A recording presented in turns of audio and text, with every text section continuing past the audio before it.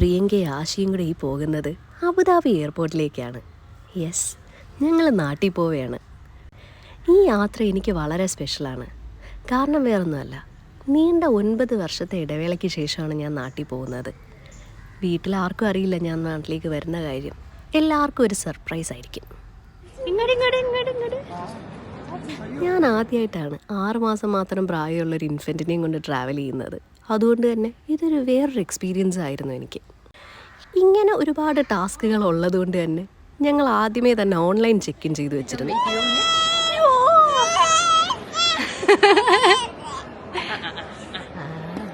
കയ്യിലൊക്കെ ആക്കിയോ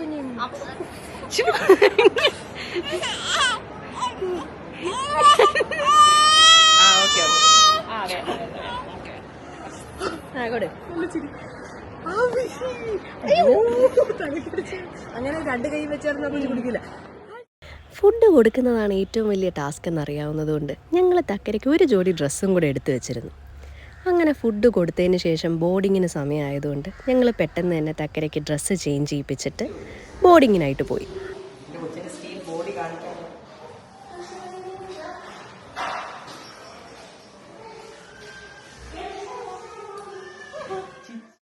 അങ്ങനെ ഒരു യുദ്ധം കഴിഞ്ഞിട്ട് ഞങ്ങൾ ബോർഡിങ്ങിന് റെഡി ആയിട്ടിരിക്കുകയാണ്.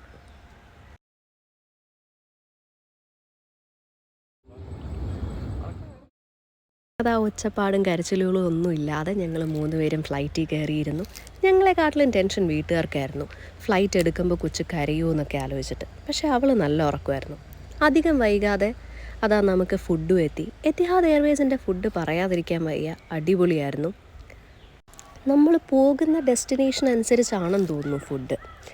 അങ്ങനെ ഫുഡ് കഴിച്ച ഉടനെ ഞാനൊരു കോഫി ഉണ്ടാക്കി കുടിച്ചിട്ട് ഞാനിരുന്നു. ബാക്കി 2 പേരും നല്ലതുപോലെ ഉറങ്ങി. കറക്റ്റ് ലാൻഡിങ്ങിൻ്റെ സമയത്ത് എഴുന്നേൽക്കുകയും ചെയ്തു.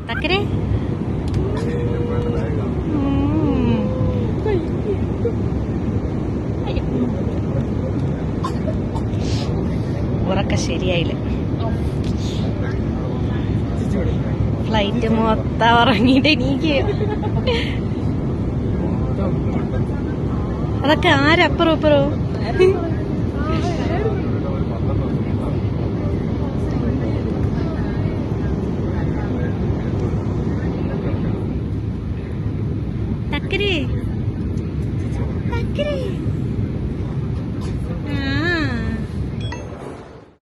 അങ്ങനെ സേഫായിട്ട് ഞങ്ങൾ 3 പേരും തിരുവനന്തപുരം എയർപോർട്ടിൽ ലാൻഡ് ചെയ്തു.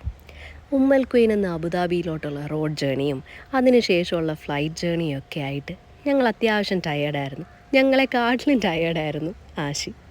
പക്ഷേ അതൊന്നും മുഖത്ത് കാണിക്കാതെ ഞങ്ങൾ സന്തോഷമായിട്ട് ലാൻഡ് ചെയ്തു.